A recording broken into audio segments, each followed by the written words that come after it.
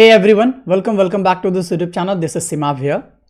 Class 12th session 2023-24 यानी session के जितने भी स्टूडेंट्स हैं उसके लिए सारे क्वेश्चंस इंपॉर्टेंट रहेंगे और हम बात करेंगे इसमें भूगोल सब्जेक्ट के 25 इंपॉर्टेंट क्वेश्चंस के बारे में, जो कि सारे क्वेश्चंस एमसीक्यूज है और उसमें याद रखेंगे सारे के सारे क्वेश्चंस आपके हिंदी में होना है और ये पार्ट 2 है। तो चलिए देखते हैं इसमें कौन कौन से क्वेश्चन है।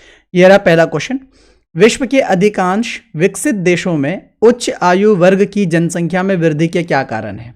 ऑप्शन है जीवन प्रत्याशा दर में वृद्धि, दूसरा ऑप्शन है जन्म दर में गिरावट, तीसरा कह रहा है मृत्यु दर में गिरावट, या फिर डी में ए और बी दोनों। तो देखेंगे विश्व की बात कर रहे हैं और अधिकांश विकसित देश होगा और उसमें उच्च आयु वर्ग के जो लोग होंगे जिनकी एज ज़्यादा होगा, हाई एज वाले जितने भी पर्सन होना है, आयु वर्ग की जितनी भी जनसंख्या होगी उसकी जो वृद्धि हो रही है, उसका जो ग्रोथ हो रहा है, इसके पीछे का रीज़न क्या है? तो ऑब्वियस सी बात है कि पहला ऑप्शन सही लग रहा है क्योंकि जीवन प्रत्याशा दर में वृद्धि हो रखी है, और दूसरी बात यह कि जन्म दर में क्या दिख रहा है? गिरावट। ऑब्वियस सी बात है ये दोनों के दोनों आंसर सही है क्योंकि मृत्यु दर यहाँ पे होना नहीं है। ठीक है, मृत्यु दर में गिरावट नहीं होगा। ऑप्शन ए और बी दोनों सही है, इस हिसाब से ऑप्शन डी जाएगा। क्या है? जीवन प्रत्याशा दर में वृद्धि होने की वजह से, और दूसरा जन्म दर में गिरावट की वजह से क्या हो रखा है? विश्व के ज्यादातर किसमें? विकसित देशों में उच्च आयु वर्ग की जितनी भी जनसंख्या उनमें वृद्धि देखने को मिली है। चलो आगे देखते हैं। सेकंड क्वेश्चन है यहाँ पर, निम्नलिखित में से कौन जनसांख्यिकी संक्रमण की बात करें? यहाँ पे जनसांख्यिकी संक्रमण सिद्धांत के चरण 1 स्टेज 1 की मुख्य विशेषता क्या है? इसमें से ऑप्शन है उच्च उतार चढ़ाव वाली प्रजनन क्षमता और उच्च मृत्यु दर, दूसरा कह रहा है जनसंख्या विस्फोट का समय, तीसरा कह रहा है प्रजनन क्षमता और मृत्यु दर दोनों में गिरावट, और डी कह रहा है उपरोक्त में से सभी। तो ऑप्शन यहाँ पे ए आंसर हो रहा है। जब चरण 1 की बात करेंगे तो इसमें क्या होना है कि जो प्रजनन क्षमता था इसमें उतार चढ़ाव, जो कि हाई डेंसिटी था, इसमें हाई फर्टिलिटी देखने को मिला था, उतार चढ़ाव जो था आपका ज्यादा जन्म भी लेना और ज्यादा मरण भी होना यानी मृत्यु भी होना, और दूसरी बात उच्च मृत्यु दर, दोनों के दोनों इसमें ज्यादा देखने को मिलेगा। किसमें? स्टेज 1 में। एक्चुअली में स्टेज 4 थे इसमें, तो 4 चरण में इसको डिवाइड किया गया है, 1 2 3 4। तो पहली चरण की जब हम बात करेंगे तो उसमें प्रजनन क्षमता आपको ज्यादा देखने को मिलेगी और मृत्यु दर भी आपको ज्यादा देखने को मिलेगा। चलिए तीसरा क्वेश्चन यहाँ पे, उन क्षेत्रों की पहचान कीजिए जो जनसंख्या के कम घनत्व वाले क्षेत्रों के अंतर्गत में आते हैं। तो जनसंख्या के कम घनत्व वाले क्षेत्र की हम बात करेंगे। ऑप्शन है अफ्रीका के ज़ैरे बेसिन, दूसरा है पश्चिमी चीन, तीसरा है दक्षिण पूर्व एशिया और चौथा है पूर्व एशिया। तो कम घनत्व वाले क्षेत्र की बात करेंगे इन 4 ऑप्शन में तो ऑप्शन ए होगा, जो कि अफ्रीका का जो ज़ैरे बेसिन है वहां की बात करेंगे कम घनत्व वाले में, और बाकी 3 में घनत्व इनके कंपैरिजन में, इनकी तुलना में ज्यादा है। सो ऑप्शन ए यहां पे सही आंसर होगा। चलिए चौथा क्वेश्चन है हमारा, क्रूड बर्थ रेट, हम CBR की बात करेंगे। शब्द निम्नलिखित में से किसके सबसे करीब है? प्रजनन के, प्रवासन दर के, या फिर मृत्यु दर का, या फिर प्राकृतिक विकास दर से? तो याद रखेंगे जब हम बर्थ रेट जन्म दर की बात करें तो ऑब्वियस सी बात है कि प्रजनन से होगा, तो इसलिए यहां पे ऑप्शन ए सही होना है। CBR का जो संबंध है सबसे ज्यादा किसके करीब देखने को मिल रहा है? प्रजनन के करीब में। यहाँ पे प्रवासन बिल्कुल नहीं हो रहा है, जिसमें प्रवासन को इंग्लिश में हम लोग माइग्रेट कहते हैं, या फिर माइग्रेट होना, या फिर माइग्रेशन। तो प्रवासन तो होगा नहीं यहाँ पर, एक जगह से दूसरी जगह का प्रस्थान करना। दूसरा मृत्यु दर, तो मृत्यु से भी संबंध नहीं है क्योंकि यहाँ पे बर्थ की बात कर रहे हैं। तीसरा प्राकृतिक विकास दर, तो यहाँ पे विकास यानी डेवलपमेंट से कोई भी संबंध देखने को नहीं मिल रहा है, इसलिए ऑप्शन ए यहाँ पे सही होगा। अगला क्वेश्चन है नंबर 5 में, इनमें से कौन सा भारत में महिला प्रवास का मुख्य कारण है? महिला प्रवास का एक मुख्य कारण है। तो देखेंगे यहाँ पर भारत की बात करें और दूसरी बात महिला प्रवास की बात करी जा रही है कि विमेन को क्या करना है? माइग्रेट करना एक जगह से दूसरी जगह। क्या वो शिक्षा की वजह से माइग्रेट करते हैं, या विवाह की वजह से प्रवास होती है, या आंदोलन दर की वजह से, या रोजगार की तलाश में? तो याद रखेंगे भारत में जो होगा ये मुख्य कारण बन जाता है विवाह का। विवाह होने के बाद ही महिला का प्रवास होता है एक जगह से दूसरी जगह। सो ऑप्शन बी यहाँ पे होना है। शिक्षा के मामले में तो नहीं होना ऑप्शन में, आंदोलन के दर से भी नहीं होगा, और रोजगार की तलाश में भी नहीं होगा। तो खास करके भारत में विवाह की वजह से क्या होती है? महिलाओं का प्रवास होता है एक जगह से दूसरी जगह। चलिए अगला सवाल है नंबर 6 में, सर्वाधिक जनसंख्या वाला महाद्वीप कौन सा है? तो हमारे महाद्वीप की अगर हम बात करेंगे तो टोटल 7 महाद्वीप हैं। बात कर लें, नंबर 1 में हो जाएगा आपका एशिया, ये चीज़ें सब इंपॉर्टेंट है। दूसरा हमारा हो जाएगा अफ्रीका, तीसरा हो जाना है हमारा यूरोप, ये 7 महाद्वीप हैं, याद रखेंगे। चौथा हो जाएगा हमारा दक्षिण अमेरिका यानी दक्षिण अमेरिका कह सकते हैं हम यहाँ पर। 5वां हो जाएगा हमारा उत्तरी अमेरिका हो जाएगा, उत्तरी अमेरिका ये भी याद रखेंगे। 6ठा में हो जाएगा हमारा ऑस्ट्रेलिया, ऑस्ट्रेलिया ये चीज़ें याद रखेंगे आप लोग, ऑस्ट्रेलिया। और एक लास्ट बचता है 7वां जिसको हम लोग बोलेंगे अंटार्कटिका। अंटार्कटिका। ये 7 महाद्वीप हैं टोटल अर्थ में हमारे इस पृथ्वी के ऊपर, ठीक है। इन 7 महाद्वीप में से बोला जा रहा है, 4 का ऑप्शन में दिया गया, इन 4 में से बताना है कौन से महाद्वीप में सबसे ज्यादा जनसंख्या है, उत्तरी अमेरिका में या अफ्रीका में या यूरोप में या एशिया में। तो याद रखेंगे यहाँ पे इन 4 ऑप्शन के अकॉर्डिंग एशिया हो जाएगा। वैसे 7 के 7 ऑप्शन मिल जाता तो भी आपका एशिया ही नंबर 1 पे रहता। तो सर्वाधिक जनसंख्या वाला जो महाद्वीप है वो कौन सा है, एशिया है। तो ये बात याद रखेंगे। अगला सवाल है नंबर 7 में, कोबे ओसाका। कोबे ओसाका क्षेत्र है जो कि किस देश में स्थित है ये बताना है। कोबे ओसाका क्षेत्र किस देश में स्थित है। यहाँ पे 4 देशों के नाम दे रखे हैं। पहला है दक्षिण कोरिया, दूसरा है चीन, तीसरा है जापान और चौथा है आपका वियतनाम, ठीक है। तो कोबे ओसाका क्षेत्र की जब हम बात करते हैं तो ये आपको जापान में देखने को मिलेगा। कोबे ओसाका क्षेत्र कहाँ पे, जापान में देखने को मिलेगा। इसे मैनचेस्टर ऑफ जापान के नाम से भी जानते हैं, ये भी ध्यान देंगे आप लोग, मैनचेस्टर ऑफ जापान के नाम से भी जानते हैं, ये बात भी आप रखेंगे याद, जो कि इस क्षेत्र का नाम है कोबे ओसाका क्षेत्र, ठीक है। जहां तक इन 4 देशों की और थोड़ा सा और अगर हम लोग ज्ञान अर्जित करना चाहें तो याद रखेंगे प्लीज कि दक्षिण कोरिया का जो आपका कैपिटल है यानी राजधानी वो सियोल के नाम से जानते हैं। चीन की राजधानी को हम लोग बीजिंग के नाम से जानते हैं, ये भी याद रखें हम लोग, बीजिंग। और जापान की राजधानी को हम लोग टोक्यो के नाम से जानते हैं, टोक्यो। और वियतनाम का जो कैपिटल राजधानी इसको हम लोग हनोई के नाम से जानते हैं। सो प्लीज ये सारे के सारे डिटेल्स भी याद रखेंगे। अगला सवाल है हम लोग का, निम्नलिखित में से किस देश में उच्च घनत्व वाले क्षेत्र नहीं है। उच्च घनत्व वाले क्षेत्र नहीं है। तो उच्च घनत्व की बात करेंगे तो जनसंख्या घनत्व की बात करी जा रही है। उच्च जनसंख्या घनत्व इन 4 ऑप्शन में से कौन सा देश होगा जिसमें उच्च घनत्व वाला क्षेत्र नहीं है। क्या वो संयुक्त राज्य अमेरिका है, या दूसरा पाकिस्तान है, तीसरा बांग्लादेश है, या चौथा स्वीडन है। तो याद रखेंगे उच्च घनत्व वाला क्षेत्र नहीं है जब बोले तो इसके लिए ऑप्शन डी होगा, जो कि इस ऑप्शंस के अकॉर्डिंग डी होगा, स्वीडन। स्वीडन एक आपका यूरोपियन कंट्री है, स्वीडन एक आपका यूरोपियन कंट्री है। यहां पे इन 3 के अकॉर्डिंग, 3 के कंपैरिजन में देखा जाए, संयुक्त राज्य अमेरिका, पाकिस्तान और बांग्लादेश की तुलना में देखा जाए तो स्वीडन में जनसंख्या घनत्व क्या है, कम है। तो यहां पे संयुक्त राज्य अमेरिका भी हाई डेंसिटी वाले इलाके में आता है, पाकिस्तान भी और आपके बांग्लादेश में, लेकिन स्वीडन आपके हाई डेंसिटी यानी उच्च घनत्व वाले क्षेत्र में नहीं आते। सो प्लीज याद रखेंगे स्वीडन हो जाएगा यहां पर। अगला सवाल है हमारा नंबर 9 में, 18वीं सदी में हुए जनसंख्या विस्फोट के पीछे का क्या कारण है। 18th सेंचुरी में यानी 18वीं सदी में क्या हुआ था, जनसंख्या विस्फोट हुआ था। जनसंख्या बहुत लार्ज अमाउंट में, बहुत ही भारी मात्रा में क्या हुई थी, बढ़ी थी। बट इसके पीछे का रीजन क्या है वो बताना है।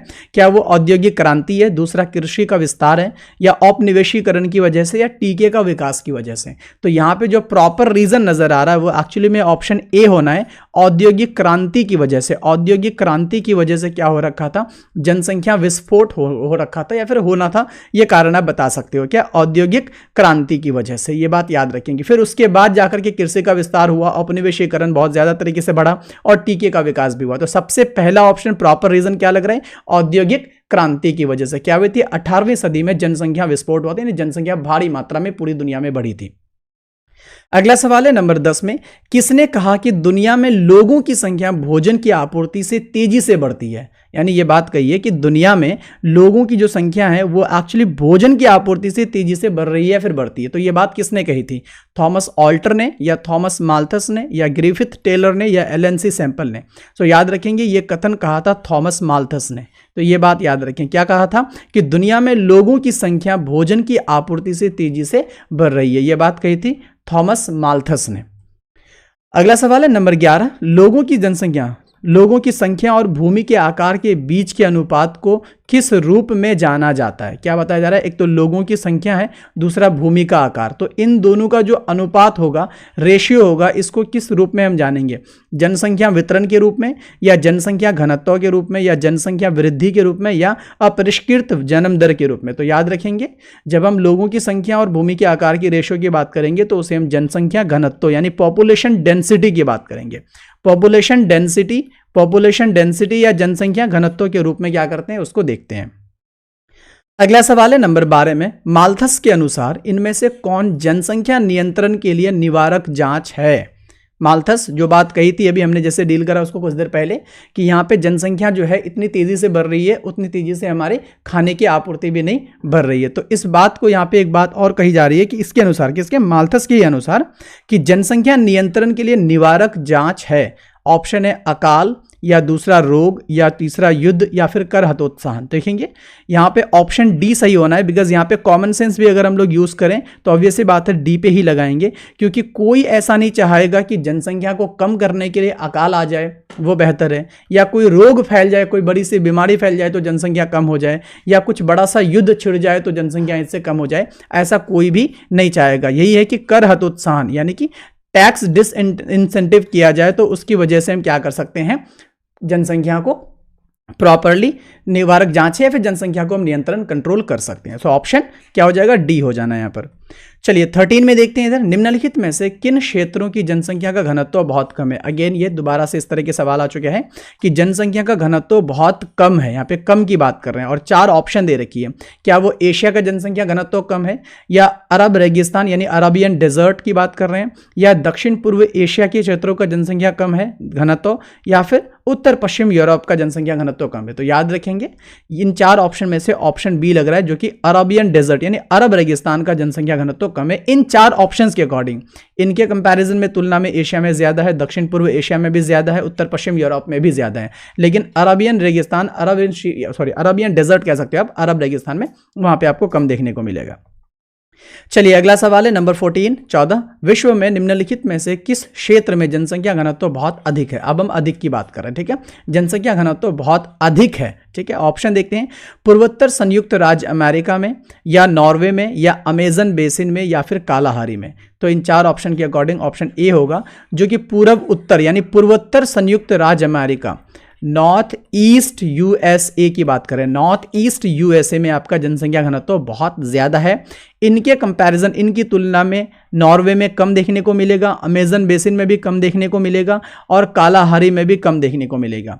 अब मैं इनकी बात करेंगे तो नॉर्वे एक यूरोपियन कंट्री है, यूरोपियन देश है, यूरोपीय देश है। आप दूसरा अमेजन बेसिन की बात करेंगे तो ये आपके साउथ अमेरिका में अमेजन बेसिन यानी कि अमेजन जो कि दुनिया की सबसे बड़ी नदी है, अमेजन नदी, ठीक है, उनके अगल बगल की बात करी जा रही है, जो कि आपका दक्षिणी अमेरिका जो महाद्वीप है उनका इलाका मिल जाएगा। और कालाहारी एक्चुअली में ये एक रेगिस्तान यानी कि डेजर्ट है, जो कि आपको अफ्रीका में देखने को मिलेगा। तो ये 3 यानी नॉर्वे, अमेजन बेसिन और कालाहारी, ये तीनों के तीनों कम जनसंख्या घनत्व वाले इलाके में आता है। और जहां तक पूर्वोत्तर संयुक्त राज्य अमेरिका की बात करेंगे तो ये बहुत अधिक जनसंख्या घनत्व वाले इलाके में आता है। चलिए अगला सवाल है नंबर 15 में, निम्न में से कौन सा प्रवासन के लिए एक धक्का कारक है। एक्चुअली प्रवासन को हम लोग इंग्लिश में कहते हैं माइग्रेशन, ठीक है, यानी माइग्रेशन का मतलब होता है, प्रवासन का मतलब होता है एक जगह से दूसरी जगह क्या होना, स्थानांतरण करना, वहां से जाना, ठीक है। तो ये माइग्रेशन करने के लिए प्रवासन के 2 कारण इंपॉर्टेंट हो जाते हैं। एक होता है पुश फैक्टर, जिसको हम लोग इंग्लिश में कहते हैं पुश फैक्टर, और दूसरे को कहते हैं हम लोग पुल फैक्टर। अब दोनों की मीनिंग को हिंदी में समझते हैं। पुश का मतलब होता है धक्का लगाना, पुल का मतलब होता है खींचना। एक पुल का मतलब आकर्षित होता है और आपको पुश का मतलब होता है धक्का लगाना, हम उसको ढकेलने की कोशिश करते हैं। तो पुश फैक्टर, धक्का कारक, कि यहां से उनको हटाया जा सकता है। एक कौन सा रीजन है यहाँ पर, नौकरी का अवसर, या दूसरा शांति और स्थिरता, तीसरा सामाजिक आर्थिक पिछड़ापन, या फिर चौथा है आपका सुखद जलवायु। देखिए नौकरी के अवसर जब होता है, नौकरी अच्छा से मिलेगा तो कोई इंसान वहां पे जाना नहीं चाहेगा, वो वहीं रुकना चाहेगा, तो इसको हम लोग पुल फैक्टर यानी कि वहां पे आकर्षित वाले कारक में रखेंगे। तो ये ऑप्शन तो बिल्कुल भी नहीं होना है। दूसरा कह रहा है शांति और स्थिरता, जब किसी भी जगह पर अगर शांति या स्थिरता है तो लोग वहां को क्यों छोड़ने के लिए जाना चाहेंगे या फिर क्यों छोड़ेंगे उसको, तो ये भी धक्का कारक में नहीं आएगा। तीसरा बोल रहा है सामाजिक आर्थिक पिछड़ापन, डेफिनेटली ये ऑप्शन सही लग रहा है। क्या बोल रहा है, सामाजिक आर्थिक, आप किसी जगह रहते हो, वहां अगर सामाजिक तौर पर आपको अगर पिछड़ापन देखने को मिल रहा है या आर्थिक स्थिति वहां की अच्छी नहीं है, तो आप वहां से डेफिनेटली निकलने की कोशिश करोगे। तो ऑप्शन सी यहाँ पे सही लग रहा है। और डी कह रहा है सुखद जलवायु, अगर किसी प्रॉपर रीजन में आप रहते हो, किसी क्षेत्र में रहते हो और वहां की जलवायु बहुत अच्छी है और आपको सूट करता है, तो आप वहां को छोड़ के जाने के लिए तैयार आप नहीं होगे। तो इसलिए ऑप्शन डी भी यहां पे नहीं होना है, इसलिए ऑप्शन सी होगा, जो कि सामाजिक आर्थिक पिछड़ापन की वजह से आप उस जगह को छोड़ के कहीं और मूव करने को सोचोगे। सो ऑप्शन सी यहां पे सही आंसर होगा। अगला नंबर 16 में, निम्नलिखित में से कौन बहुत अधिक जनसंख्या वृद्धि का परिणाम हो सकता है। अब देखिए अधिक जनसंख्या वृद्धि अगर हो जाए तो उनका परिणाम, उनका रिजल्ट क्या देखने को मिलेगा। किसी भी क्षेत्र या किसी भी देश की अगर जनसंख्या बहुत ज्यादा हो जाए, वृद्धि हो जाए, बढ़ जाए, तो उसके एवज में क्या रिजल्ट देखने को मिलता है। संसाधनों की कमी हो जाती है, या महामारी में वृद्धि हो जाती है, या खाद्य आपूर्ति में कमी आ जाती है, या इनमें से सब कुछ। तो ऑप्शन डी होगा, क्योंकि किसी भी देश या किसी भी क्षेत्र की अगर जनसंख्या बढ़ेगी तो डेफिनेटली उसका असर संसाधनों में पड़ेगा, संसाधन ज्यादा यूज होने लगेगा, जिससे संसाधन क्या होता है, लिमिटेड तो होता ही है, उसे संसाधनों की कमी देखने को मिलेगा। तो ऑप्शन ए सही लग रहा है। दूसरा, महामारी में वृद्धि। ऑब्वियसली बात है कि अगर एक छोटी सी बीमारी अगर फैल जाए तो अगर पॉपुलेशन बहुत ज्यादा होगा तो बीमारी एक जगह से दूसरी जगह मूव करने में, फैलने में टाइम नहीं लगेगा, तो ये बहुत जल्द महामारी का रूप लेने में आ जाएगा। तो इसलिए ऑप्शन बी भी लग रहा है। तीसरा, खाद्य आपूर्ति। देखो, खाने वाले सामान हमेशा से लिमिट होते हैं हर जगह, जितना भी ज्यादा होगा फिर भी वो लिमिटेड होगी। तो पॉपुलेशन बहुत ज्यादा, जनसंख्या बहुत ज्यादा अगर बढ़ जाते हैं तो ऑब्वियस सी बात है कि वहां पर खाद्य आपूर्ति में भी कमी आ जाएगी, क्योंकि खाने वाली चीजों पर प्रेशर पड़ना शुरू हो जाएगा। तो इस पॉइंट ऑफ व्यू से आपका ऑप्शन डी होगा, जो कि उपयुक्त सभी में जाएगा। चलिए अगला सवाल है नंबर 17 में, विश्व में जनसंख्या की प्रतिशत वृद्धि दर कितनी है। देखो, विश्व में जनसंख्या बढ़ रही है, डेफिनेटली पूरे के पूरे वर्ल्ड में बढ़ रही है, बट उसको बढ़ने का एक रेट होगा, यानी कि ग्रोथ रेट हम लोग जिसको बोलते हैं, वो ग्रोथ रेट अभी कितनी है। ऑप्शन है 0.88% या 1.2% या 0.5% या 2.5%। सो प्लीज याद रखेंगे ऑप्शन बी होगा, जो कि अभी जो ग्रोथ रेट है एक्चुअली में वो 1.2% है, यानी कि हर 100 आदमी पे 1.2 आदमी क्या कर रहे हैं, हर साल बढ़ रही है। सो प्लीज याद रखेंगे 1.2% विश्व की जनसंख्या वृद्धि रेट है, यह प्रतिशत वृद्धि दर है। अगला सवाल है नंबर 18 में, विश्व में जनसंख्या का औसत घनत्व कितनी है। हम देखेंगे विश्व में, किसी पर्टिकुलर देश या रीजन की बात नहीं कर रहे हैं, पूरी दुनिया में अगर देखेंगे तो जनसंख्या का औसत घनत्व कितना है, एवरेज डेंसिटी कितनी है, एवरेज डेंसिटी की हम बात कर रहे हैं, वो कितनी है पूरी दुनिया में। ऑप्शन है 51 यानी 51 प्रति वर्ग, 51 लोग होना चाहिए प्रति वर्ग किलोमीटर लोग हैं, या दूसरा है 40 प्रति वर्ग किलोमीटर लोग हैं, या 30 प्रति वर्ग किलोमीटर लोग रह रहे हैं, या फिर 25 प्रति वर्ग किलोमीटर लोग रह रहे हैं। तो याद रखेंगे अभी अगर करंट में देखें विश्व की जनसंख्या घनत्व का औसत घनत्व एक्चुअली, तो वो आ जाएगा ऑप्शन 1 यानी कि 51 प्रति वर्ग किलोमीटर। प्रति वर्ग किलोमीटर में कितने लोग रह रहे हैं, 51 लोग रह रहे हैं, इसलिए ऑप्शन ए यहां पे सही होगा। अगला सवाल है नंबर 19 में, जनसंख्या घनत्व डैश में मापा जाता है। ब्लैंक दिया गया है, डैश दिया खाली जगह है कि जनसंख्या का घनत्व हम मापते हैं तो किस में मापा जाता है, प्रति वर्ग किलोमीटर में, या प्रति वर्ग मीटर में, या प्रति वर्ग सेंटीमीटर, यानी सेमी को बोलेंगे हम लोग सेंटीमीटर, यहाँ पे मी को बोलेंगे मीटर, और यहाँ पे कीमी को बोलेंगे किलोमीटर। तो ये बात याद रखेंगे, यहाँ पे आ रहा है आपका किलोमीटर, ठीक है, यहाँ पे मी का मतलब हो रहा है आपका मीटर, ठीक है, और यहाँ पे सेमी का मतलब होता है आपका सेंटीमीटर, ये भी देखेंगे यहाँ पर, और मीमी का मतलब आ रहा है यहाँ पर मिलीमीटर। तो ये चीजें आप ध्यान में रखेंगे। तो क्या कह रहे हैं, जनसंख्या का घनत्व प्रति वर्ग किलोमीटर में दर्शाते हैं, या प्रति वर्ग मीटर में दर्शाते हैं, या प्रति वर्ग सेंटीमीटर में दर्शाते हैं, प्रति वर्ग मिलीमीटर में दर्शाते हैं। तो याद रखेंगे जनसंख्या घनत्व प्रति वर्ग किलोमीटर में दर्शाएंगे, ऑप्शन ए यहाँ पे सही होगा, प्रति वर्ग किलोमीटर में। अगला सवाल है नंबर 20 में, विश्व की जनसंख्या को 5 अरब से 6 अरब होने में कितने वर्ष लगे थे।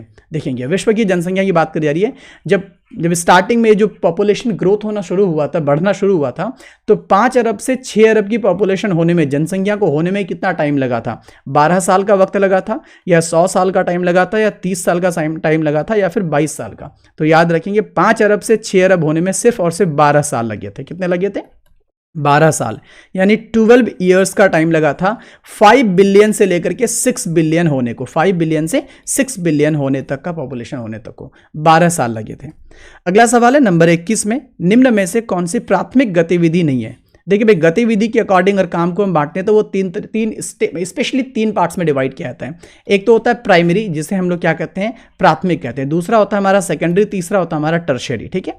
तो यहाँ ऑप्शन में दिया गया है 4, इसमें बोला जा रहा है जो प्राथमिक गतिविधि नहीं है, कृषि, खनन, मत्स्य या उत्पादन। तो याद रखेंगे कृषि नहीं होना है, बिकॉज ये प्राथमिक गतिविधि है। खनन भी आपका प्राथमिक गतिविधि है, इसलिए नहीं होगा।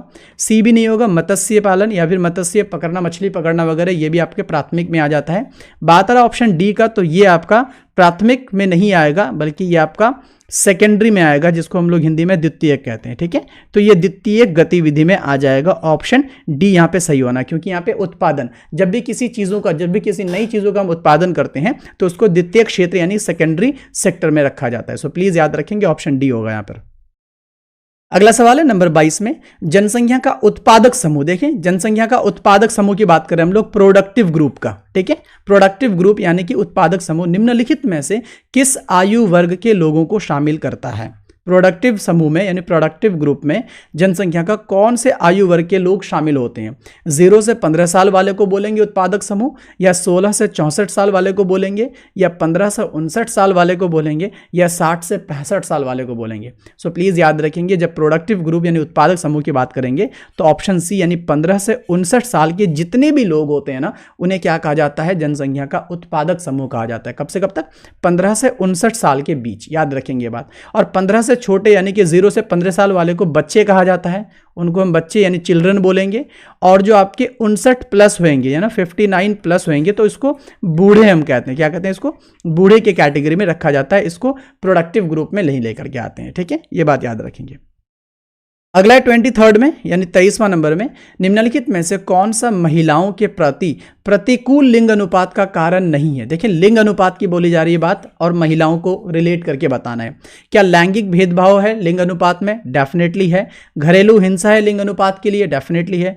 कन्या भ्रूण हत्या है कि नहीं है? विवाह है कि नहीं है? तो इन 4 ऑप्शन में से लिंग अनुपात का कारण नहीं है, वो है आपका ऑप्शन सी, कन्या भ्रूण हत्या। ठीक है, कन्या भ्रूण हत्या आपके लिंग अनुपात के कैटेगरी में नहीं आएगा। बाकी लैंगिक भेदभाव, घरेलू हिंसा और विवाह, ये तीनों के तीनों आपके लैंगिक यानी लिंग अनुपात के भेदभाव के कारण में आ जाएगा। सो प्लीज ये बात आप याद रखेंगे।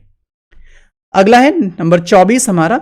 ठीक है, किसी देश की आश्रित जनसंख्या, डिपेंडेंट जनसंख्या, डिपेंडेंट पॉपुलेशन की बात करेंगे। आश्रित मतलब किसी के ऊपर निर्भर रहना, डिपेंड रहना, इसको बोला जाता है। तो किसी भी देश की बात करी जा रही है, किसी भी देश की जो आश्रित जनसंख्या होती है, डिपेंडेंट पॉपुलेशन होता है, इनमें से किस आयु वर्ग में आता है, यानी कि कौन से आयु वर्ग के लोगों को क्या कहेंगे हम? डिपेंडेंट ग्रुप यानी आश्रित जनसंख्या के कैटेगरी में डालेंगे। क्या वो 0 से 15 साल वाले को बोलेंगे, या 15 से 59 वर्ष वाले को बोलेंगे, या 59 वर्ष या उससे अधिक वर्ष वाले जितने भी लोग हैं उनको बोलेंगे, या फिर ए और सी दोनों होगा? तो याद रखेंगे, आश्रित जनसंख्या के लिए ऑप्शन डी होगा, क्योंकि ए में जो 0 से 15 साल दिया गया और सी में जो 59 प्लस जो दिया गया, ये दोनों के दोनों आश्रित जनसंख्या में आ जाता है। क्योंकि 0 से 15 साल वाले को हम बोलते हैं बच्चे, जो कि बच्चे डिपेंड रहते हैं अपने माँ बाप के ऊपर। उसी तरह से 59 प्लस 59 प्लस के जितने भी लोग होते हैं वो भी डिपेंडेंट रहते हैं अपने बच्चे के ऊपर, क्योंकि वो बीमार वगैरह होते हैं, जो भी उनका इलाज वगैरह, खाना पीना जो भी होता है वो अपने से कमा के नहीं ला सकते हैं। तो बच्चे वाले ग्रुप यानी 0 से 15 साल के जितने लोग हैं और 59 प्लस के जितने भी लोग हैं, उन दोनों को आश्रित जनसंख्या कहा जाता है। क्या कहते हैं? डिपेंडेंट ग्रुप कहा जाता है, डिपेंडेंट पॉपुलेशन कहा जाता है। ये बात याद रखेंगे। अगला सवाल है नंबर 25 में, जो कि इस सेशन का लास्ट क्वेश्चन होगा ये इस वीडियो का। किसी देश, कोई भी देश लिया जा रहा है, लिंग अनुपात को निम्नलिखित में से किस रूप में व्यक्त किया जाता है? तो किसी भी देश की बात करें, हम कोई पर्टिकुलर देश नहीं ले रहे हैं यहाँ पर, कोई भी देश है दुनिया में, जितना जो भी देश है आप लेना चाहो लो, उनमें से अगर लिंग अनुपात को अगर हम व्यक्त करना चाहें, उसको इंडिकेट करना चाहें, दिखाना चाहें, तो हम कैसे दिखाते हैं? प्रति 1000 महिलाओं पर पुरुषों की संख्या को दिखाते हैं, या प्रति लाख महिलाओं पर पुरुषों की संख्या को दिखाते हैं, या प्रति 1000 पुरुषों पर महिलाओं की संख्या को दिखाते हैं, या ए और सी दोनों? तो याद रखेंगे ऑप्शन डी होना यहां पर, क्योंकि कोई 1000 में तो दिखाते हैं, प्रति 1000 में रहेगा, इतना तो याद रखेंगे, लाख तो बिल्कुल भी नहीं होगा, प्रति 1000 में दिखाते हैं। तो कोई देश क्या करता है, प्रति 1000 महिलाओं पर पुरुषों की संख्या को दिखा देता है, या कोई देश क्या करता है, प्रति 1000 पुरुषों पर महिलाओं की संख्या को दिखाता है।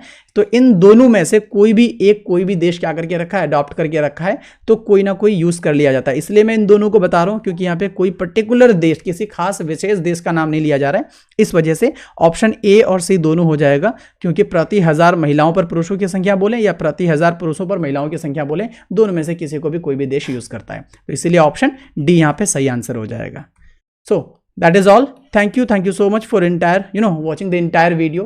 एंड लास्टली ये बोलूंगा आपसे कि प्लीज़ अगर आप चैनल पे नए हो तो please do subscribe and press the bell icon and like share comment जो भी करना है करो। और फाइनली कमेंट तो करो यार, इसलिए कि मुझे बताओ कैसा चल रहा है, नहीं चल रहा है, और वीडियोस में अगर कुछ और भी बेटर इंप्रूवमेंट चाहिए या फिर और टॉपिक से रिलेटेड अगर वीडियोस चाहिए, so please comment this and मैं उसको बनाने की कोशिश करूँगा। That is all. Thank you so much.